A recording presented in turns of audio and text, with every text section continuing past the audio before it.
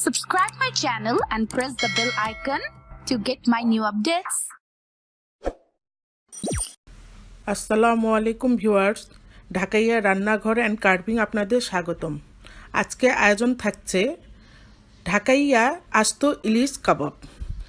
ইলিশ কাবাব বানাতে কি কি ইনগ্রিডিয়েন্ট লাগবে এখন আমি আপনাদের দেখিয়ে দিব। আর আপনাদের সুবিধার্থে ডেসক্রিপশন বক্সে ইলিশ কাবাবের ইনগ্রিডিয়েন্টগুলো দেওয়া থাকবে, আপনারা দেখে নেবেন। প্রথমে আমি চুলায় একটা পাত্র বসিয়ে সেটার মধ্যে 1.5 থেকে 2 লিটার পানি দিয়ে দিব। পানিটা যখন বলক আসবে তখন মাছটা আমি দিয়ে দিব। মাছটা সিদ্ধ হলে আমি পানিটা একটা জালনিতে ঝরিয়ে নিব।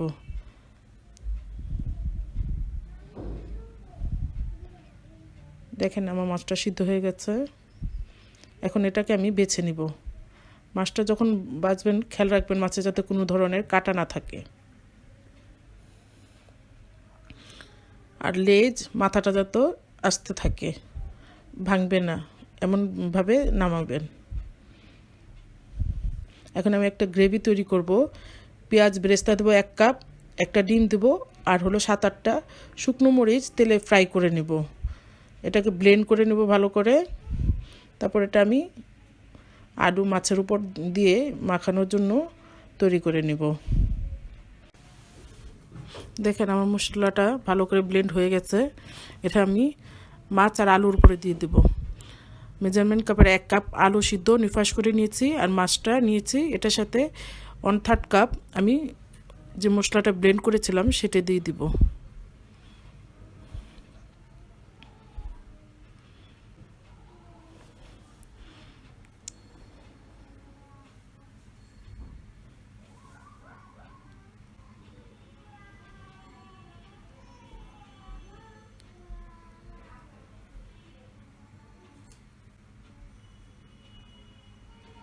দিয়ে দেবো হাফ চামচের কম জায়ফল জয়ত্রী। দিয়ে দেবো কিছুটা আদা রসুন ফাঁকি। আপনারা চাইলে আদা রসুন বাটাও দিতে পারেন।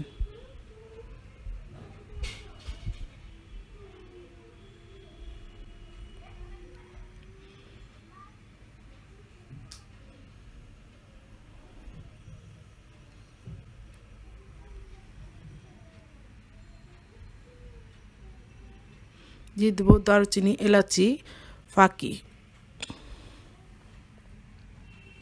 এগুলো সব হালকা টালা থাকবে, তারপর ফাঁকি করে নেবেন।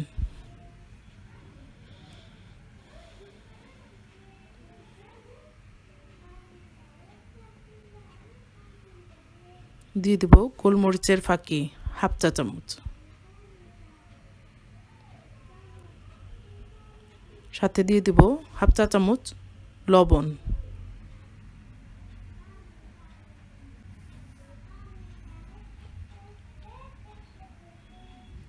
এখন এটাকে ভালো করে হাত দিয়ে মাখিয়ে নিতে হবে, যাতে মশলাগুলো ভালো করে মিক্সড হয়, মাছ আর আলু আর সব মশলা ভালো করে মিক্সড করে এটার উপর 1/3 কাপ বিস্কিটের ফাঁকি দিয়ে দিবেন। টোস্ট বিস্কিট নাহলে ব্রেড কাম দিতে পারেন। যদি মনে করেন আপনার এই গ্রেভিটা নরম হয়েছে তাহলে আরও কিছুটা বিস্কিটের গুঁড়া দিয়ে দিতে পারেন। আমি এখন এই মাছের কাটার উপর সবগুলো গ্রেভি সুন্দর করে হাত দিয়ে চেপে চেপে দিয়ে দেব। এমনভাবে দিবেন যাতে মনে হয় দেখতে আস্ত ইলিশ মাছটা শুয়ে আছে।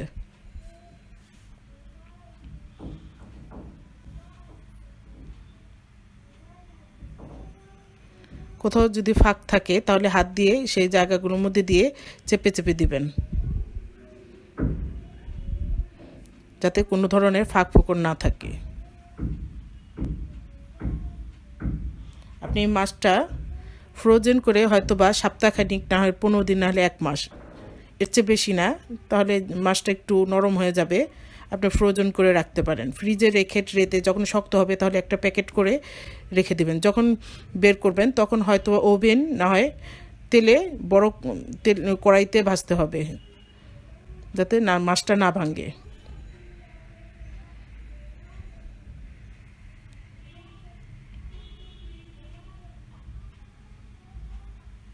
আপনারা একটু খেয়াল করেন আমি কিভাবে দিচ্ছি। এভাবে চেপে চেপে দিয়ে আমি মাছটাকে এখন উল্টিয়ে দিব। এখন এই পাশটাকেও আমি এভাবে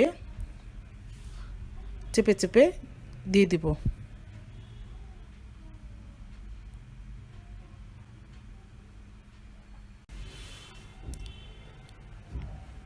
মাছটা যদি আপনারা ওভেনে করতে চান তাহলে 500 ডিগ্রি দিয়ে এটা 20 থেকে 25 মিনিট দুবারে উল্টিয়ে ফ্রাই করে নেবেন।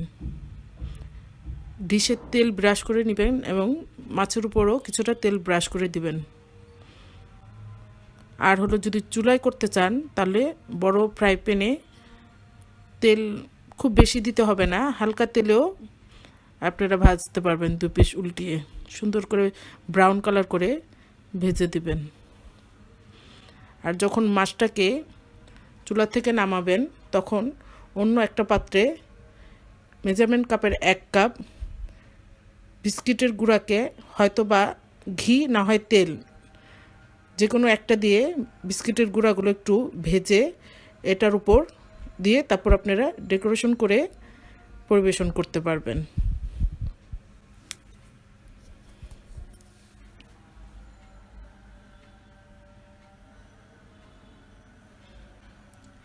একটা জিনিস খেয়াল করেন, আমি মাছের কাঁসার ভিতরে কাবাবটা ঢুকিয়ে দিচ্ছি, কারণ এই যদি এটার ভিতরে আমি কাবাবটা না দিই তাহলে এটা ডেবে যেতে পারে, সৌন্দর্যটা দেখাবে না। এটার ভিতরে এভাবে দিয়ে দিলে ফুলে থাকবে, মনে হবে যে হ্যাঁ কাঁচা ইলিশ মাছটাই দেখাচ্ছে, এরকম মনে হবে। দেখেন কিভাবে আমি দিলাম, এভাবে পুরো চেপে চেপে দিয়ে মাছের কাঁসাটা চাপা দিয়ে এটার সাথে লাগিয়ে দিবেন।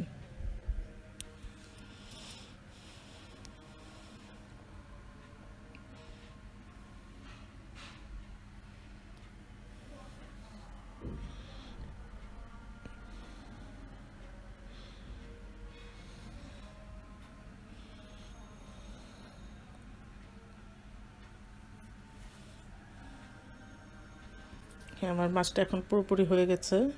এখন আমি এটা ফ্রিজে এভাবে রাখলাম, বরফ যখন হয়ে যাবে তখন আমি এটা প্যাকেট করে রেখে দেব। আমি মাছটা ভেজে ডেকোরেশন করে পরিবেশন করেছি। দেখেন আমার আস্ত ইলিশ কাবাব, ঢাকাইয়াদের ঐতিহ্যবাহী কাবাব। খেয়ে টেস্ট করে দেখবেন। যদি আমার রেসিপিটা আপনাদের ভালো লেগে থাকে অবশ্যই একটা লাইক করবেন, শেয়ার করবেন এবং সাবস্ক্রাইব করবেন।